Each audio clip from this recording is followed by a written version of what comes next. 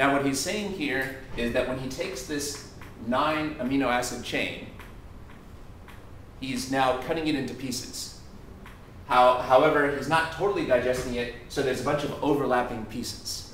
We have a bunch of overlapping pieces here. So let's start, and what we're trying to figure out is figure out the structure of the overall chain. Right. Well, the fact that this was trypsin here doesn't, I think, turn out to make much difference. Let's take the longest fragment. The longest fragment is this one.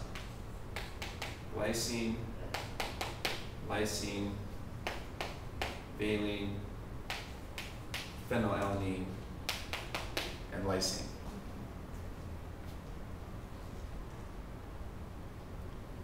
Now, let's take the next longest fragment. Glutamic acid, arginine, glycine, and lysine. Now there's 3 possibilities. One possibility is that there's no overlap between these 2 fragments, and this fragment comes on the left and this is on the right. Another possibility is that there's no overlap and that this is on the left and this is on the right. And the third possibility is that they overlap. Now,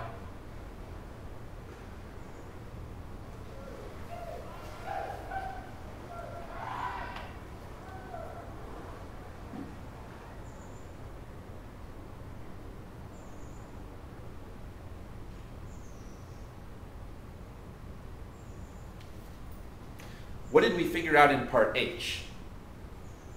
That phenylalanine is the C-terminal amino acid. So that means it's on the left or the right. The right. So we should already put this in here. We already know, because this is the same peptide as from part H, right? This is the same peptide as from part H. So we already know that this is phenylalanine. All right, now we know that it's impossible, there must be overlap between these. Right. How do we know? Because if there was no overlap, then these would have to account for all 9. But this cannot be the rightmost fragment, because this ends in a lysine, not a phenylalanine. And this can't be the rightmost fragment, because this ends in a lysine, not a phenylalanine. So these must overlap. Well, where do they overlap? And the second chain goes in the front. And the glycine and lysine are overlapped. This must be their overlap.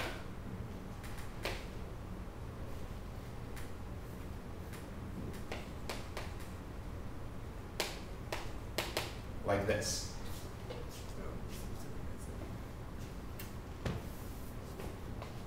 Now, how many of our amino acids have we accounted for here? 1, 2, 3, 4, 5, 6, 7. We've got 7 so far. And we also know where this goes. So there's really only 1 amino acid we haven't accounted for. Now, let's take a look at the next biggest fragment, which is lysine, glutamic acid, and arginine. Now, first of all, we have to decide whether there's overlap or no overlap between this and the structure we figured out so far. Well, there has to be overlap because otherwise we'd have more than 9. For example, if we took these 7 and added just 3 new ones, that would be 10. That would be too many, so there must be overlap. Well, where does this fragment overlap with what we already have? In 2 different places, actually.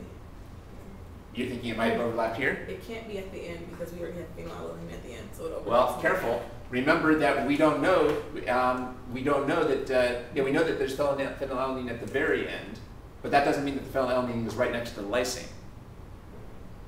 Well, where do you think these overlap? In the beginning. Oh. Okay. You know, I think you were right and I was wrong. I think you were right and I was wrong. So, okay. So what I was thinking is that they could overlap like this.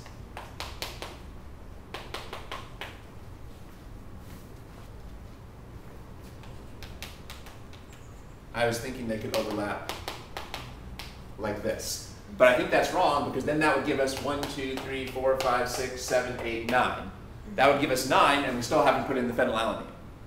So you're right, there's no way that we can have the overlap on the right-hand side because that would leave no room for the phenylalanine. Does that make sense? Can they overlap over here?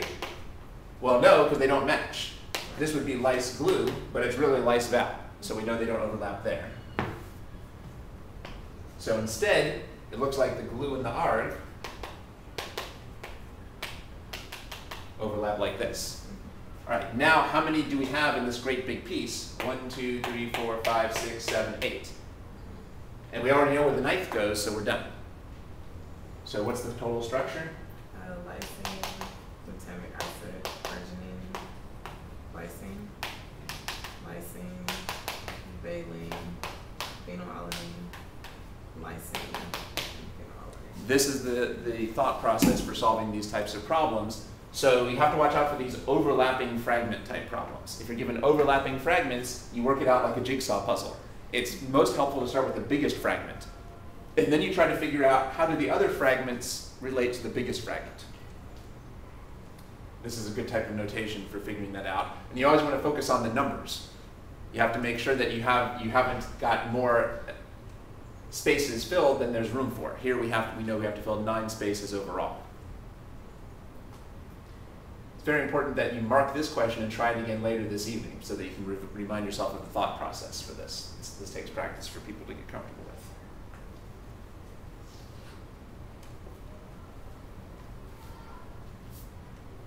The fact that they happened to do this with trypsin didn't turn out to be too important. The important thing was just matching the overlapping fragments to each other.